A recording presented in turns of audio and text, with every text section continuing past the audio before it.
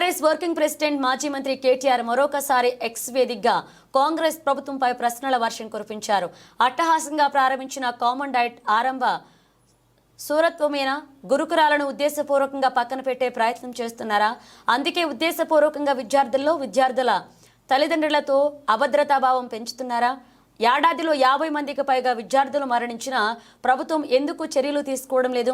కేసీఆర్ పాలనలో దేశానికి ఆదర్శంగా ఉన్న గురుకులాలపై ఇప్పుడు అంతులేని నిర్లక్ష్యం చూపిస్తున్నారంటూ కేటీఆర్ ట్వీట్ చేశారు.